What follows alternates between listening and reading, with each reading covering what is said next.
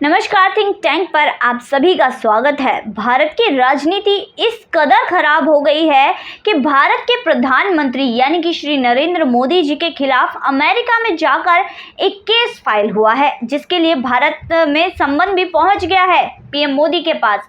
वहीं अब इसमें एक चीज समझ नहीं आती कि जुडिक्शन कैसे बन गया, इसके अलावा कॉज ऑफ एक्शन कैसे तैयार हो गया, ये चीज़ें समझ नहीं आती। अब पेगासस का जो मामला था सबके सामने था, उसमें एक ग्रुप जो मीडिया का था उसने खूब बवाल मचाया। इसके अलावा मामला सुप्रीम कोर्ट में पहुंचा।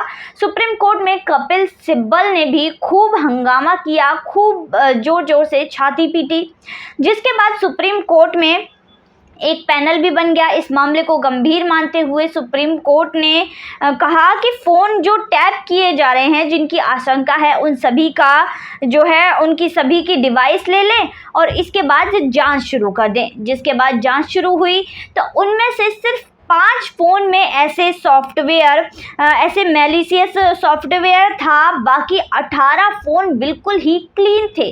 पर उन 5 फ़ोन्स के बारे में भी ये नहीं कहा जाता था, टीम ने कहा था कि ये नहीं कहा जा सकता कि ये पेगासस के हैं, पेगासस है या इनमें या नहीं है।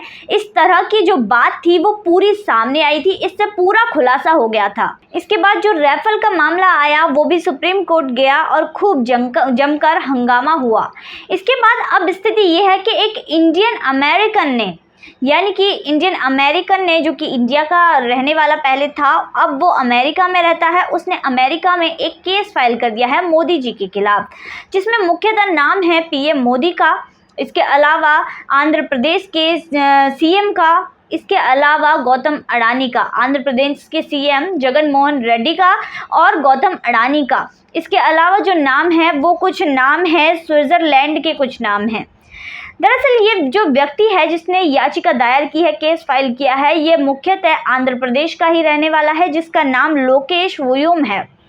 इसका नाम है, इसका कहना है कि भारत की जो सरकार है वो भ्रष्ट है, सीएम भ्रष्ट है, अडानी लूटखोर है, सारा पैसा लूट कर खा गया।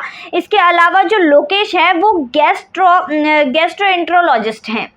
अब इसके अलावा इनकी बुद्धि कहाँ चली गई है वो किसी को नहीं पता। इन्होंने कहा कि पीएम के लिए, इन्होंने कहा कि पीएम बहुत भ्रष्ट हैं, यानी कि मोदी जी बहुत भ्रष्ट हैं, अमेरिका में पैसा भेजते हैं, कैश भेजते हैं, और दूसरा पेगासस का इस्तेमाल करते हैं मेरे खिलाफ पेगासस का इस्तेमाल करते हैं।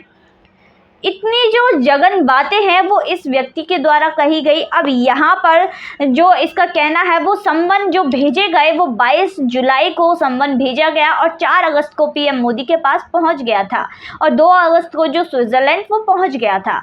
अब इस व्यक्ति ने 19 अगस्त को फिर से कोर्ट में कहा कि सम्मन जारी हो चुका है, सम्मन जहां पर पहुंचना था वहां सर्व हो गया है, अब आगे की कार्यवाही की जाए।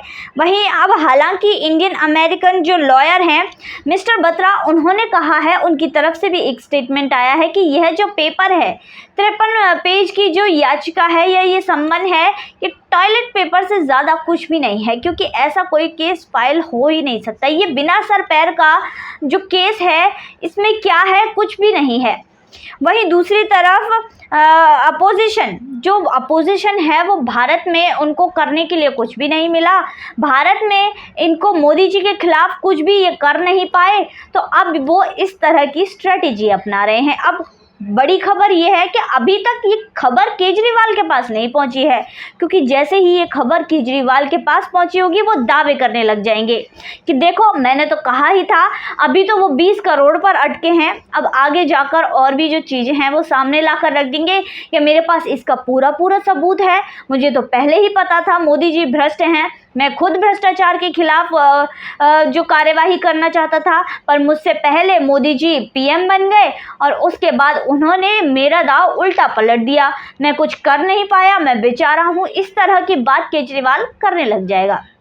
वहीं दूसरी तरफ अब ये सब हो क्यों रहा है, क्योंकि आंध्र प्रदेश में चुनाव होने वाले हैं और आंध्र प्रदेश में चुनाव में बीजेपी है, इसके अलावा कांग्रेस है, टीडीपी है और जगन मोहन रेड्डी है। अब जो जगन मोहन रेड्डी है और बीजेपी है, यानी कि मोदी जी हैं, उनके खिलाफ तो कार्यवाही हो ही चुकी है, उनके खिलाफ ऐसे सम्मन जारी कर दिए हैं, उन्हें इस केस में फंसा दिया गया है। वहीं दूसरी तरफ अब ये करने वाला कौन हो सकता है? ये करने वाला या तो कांग्रेस हो सकती है या टीडीपी हो सकती है कि जैसे तैसे ये फंस जाए और हमारा रास्ता साफ हो जाए। तो इस तरह जो स्ट्रेटजीज ये यहाँ पर नहीं अपना पा रहे, अब ये बाहर देशों में जाकर अपनाने लगे हैं। तो भारत की राजनीति इतनी गड्ढे में चली गई है क्योंकि ये लोग सिर्फ अपने विपक्ष को ही बदनाम नहीं कर रहे बल्कि अपने देश को बदनाम कर रहे हैं। दूसरे देशों में जाकर इस तरह के काम करने बहुत ही निंदनीय है क्योंकि इससे अपना ही देश बदनाम होता है। तो आज की वीडियो में बस इतना ही, फिर मुलाकात होगी ऐसे ही वीडियो के साथ। तब तक के लिए देखते रहिए थिंक टैंक।